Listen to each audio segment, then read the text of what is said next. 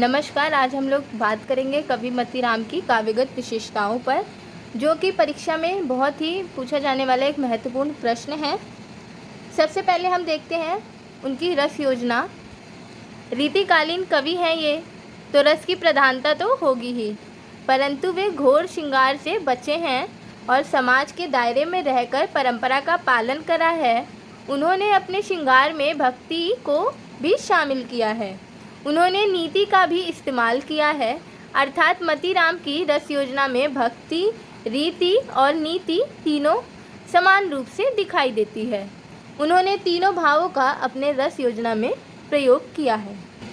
लेकिन क्योंकि आश्रयदातित कवि हैं, तो राजा की वीरता का, युद्धों का, दानवीरता का, राजा के अन्य अच्छे लक्षणों का बड़ा चढ़ाकर वर्णन करना उस समय की स्वाभाविक प्रवृत्ति थी, जो मतीराम के काव्य में भी दिखाई देती है।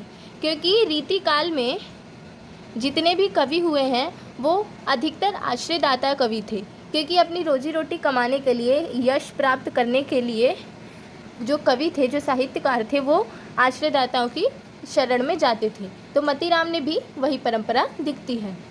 मतीराम श्रृंगार के कवि थे, तो श्रृंगार का वर्णन, बिंब, चित्रात्मकता, ये सारे लक्षण इनके काव्य में दिखाई देते हैं। बिंब चित्रात्मकता अर्थात क्या है कि जो एक पंक्ति है वो लिखी हुई है, आप उसको पढ़ रहे हैं तो वो आपके सामने बिंब रूप में, चित्रात्मकता रूप में आपके सामने प्रस्तुत हो रहा है। उदाहरण देखते हैं। सौंदर्य का वर्णन मतीराम कैसे करते हैं? कुंदन को रंगू फीको लागे, झलके अति अंगन चारु गुराई, आखिन में अलसनी चित्तौन में, मंजू बिलासन की सरसाई, को बिन मोल बिकात नहीं, मतीराम लहे मुस्कान मिठाई। यहाँ पे उन्होंने एक श्रृंगारिकता बताई है। कुंदन को रंग फीको लागे, जो कुंदन का रंग है वो फीका लग रहा है। ऐसे ही जो अंग है वो बहुत चतुर लग रहा है, वो बहुत ही गहरे रंगों वाला लग रहा है। आँखों को बहुत ही विलासना की नज़रिया से हम लोग देख रहे हैं, आँखों को बहुत ही अच्छा अनुभव हो रहा है। ऐसी ऐसी बातें इनकी श्रृंगार में हमें देखने को मिलता है। आगे देखते हैं वीर रस की प्रधानता। जैसा कि हम जानते हैं कि मतीराम आश्रय में रहने वाले कवि थे, तो स्वाभाविक है अपने आश्रयदाता राजा का वर्णन करना ही था। तो इन्होंने अपनी रचना ललित ललाम में राजा भाव सिंह के राजपाट, वीरता, युद्ध आदि का सुंदर चित्रण किया है। राजा की वीरता ही नहीं, दान वीरता का भी बखान किया है और कहा है, दिन दिन दिनों दुनी संपत्ति बढ़त जात। अर्थात जितना भी ये दिन दिन पे लुटा रहे हैं, जितना दिन दिन, इससे दो अर्थ निकलते हैं। एक तो दिन जो गरीब होता है, एक दिन जो दिन होते हैं। तो कह रहे हैं कि दिन दिन जब राजा लोगों को दान दे रहे हैं, जो दीन लोग हैं उनको दान दे रहे हैं, तो उनकी संपत्ति और बढ़ती जा रही है। आगे देखते हैं। ऐसे ही मतीराम राजा की दान वीरता को ऐसे दिखा रहे हैं कि दान भी ऐसा किया है राजा ने कि राजा का घर भी खाली हो गया है, उनका घर भी भिखारी की भांति हो गया है। राजा जमीन, हाथी, घोड़ा, हीरा, चांदी, सोना आदि जैसी वस्तुएं भी दान कर दे रहे हैं। आगे देखते हैं। ऐसे ही आश्रयदाता भाव सिंह की युद्ध में वीरता का भी वर्णन करते हुए कहते हैं कि युद्ध में भी कहीं कंजूसी नहीं की है। वह अतिशोक्ति, अलंकार और अपने भावों का समावेश दोनों को एक साथ लेकर चलते हैं। युद्ध हो या दानवीर, हर जगह कवि मतीराम ने अपने आश्रयदाता का खूब बखान किया है।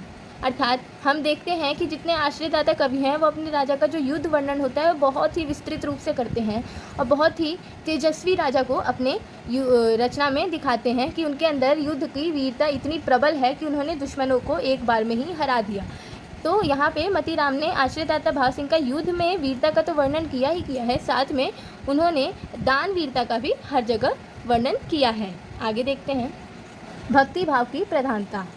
रीतिकालीन कवियों में चाहे बिहारी रहे हों, चाहे भूषण हों, सेनापति हों या मतीराम ही हों, भक्ति और नीति को श्रृंगार के रीति के साथ लेकर चले हैं। कहीं थोड़ा ज़्यादा है यह भाव, यह अलग बात है, किंतु भक्ति को अवश्य ही, मतलब भक्ति हमें देखने को अवश्य ही मिलती है। अर्थात हम ये कह सकते हैं कि जो रीतिकालीन कवि हैं उसमें जितने भी अलग अलग कवि रहे हैं, चाहे वो बिहारी हों, भूषण हो, सेनापति हो या हमारे मतीराम हों, इन सब की जो रचना है उसमें हमें भक्ति और नीति की प्रधानता दिखती है। चाहे कहीं ज़्यादा मिले, चाहे कहीं कम मिले, परंतु हमें भक्ति की भी प्रधानता देखने को अवश्य मिलती है। ऐसे ही मतीराम का ललित ललाम देखें तो उसमें उन्होंने शिव पार्वती तथा गणेश की आराधना अपने पूर्व भाव के साथ किया है। या फिर उसी प्रकार उनके दोनों द्वारा रचित सत्सई में भी हम उनका यह भक्ति भाव देख सकते हैं, जहाँ पर उन्होंने अपने आश्रयदाता श्री कृष्ण और राधा के प्रति अपनी भक्ति भावना प्रकट किया है। हम यह चीज़ इस बात से भी समझ सकते हैं कि उस समय की प्रथा चलती थी कि कोई भी रचना ग्रंथ मंगलाचरण से ही आरंभ किया जाता था। यह मतीराम ने भी उसी प्रथा का पालन किया है, क्योंकि रीतिकाल में जो कवि थे वो इस परंपरा को चलाते थे कि कोई भी रचना शुरू होगी उससे पहले मंगलाचरण हम अवश्य करेंगे, जिससे हमारा यश बढ़े, हमारी जो रचना है वो और भी ज़्यादा प्रसिद्धि उसको प्राप्त हो। इसलिए वो लोग भक्ति भावना भी इस माध्यम से भी हमें उनकी रचनाओं में देखने को मिलता है, और मतीराम ने भी उसी प्रथा का पालन किया है। प्रेम की स्वाभाविक अभिव्यक्ति। जैसा कि हम जानते हैं कि रीतिकाल में यह सामान्य काव्य दृष्टि थी कि यह प्राय सभी रीतिकालीन कवियों की प्रवृत्ति है, अर्थात जो प्रेम की स्वाभाविक अभिव्यक्ति अर्थात प्रेम जो है वो रीतिकालीन जो कवि थे उनमें दिखता ही दिखता है। अधिकतर कवियों ने वियोग श्रृंगार को प्रधान दिया है। वियोग श्रृंगार मतलब श्रृंगार के दो पक्ष हैं, एक संयोग एक वियोग, जिसमें वियोग श्रृंगार है उसको अधिकतर कवियों ने महत्व दिया है। मतीराम भी उसी परंपरा को स्वीकार किए हैं और वियोग श्रृंगार में अपने भावों का एक सुंदर समावेश दिखाए हैं। विरह विलह नायिका का विरह या वियोग पक्ष में हमें उनकी रचना दीपशिखा में दिखता है। जैसे उन्होंने दीपशिखा रचना में नायिका का वर्णन करते हुए कहा है, जा दिन ते छवि जो सो मुस्कुराती कहूँ निखरे नंदलाल वाल विलासी, ता दिन में मन ही मन में मतीराम पिए मुस्कान सुधा नेकू नयन चकी।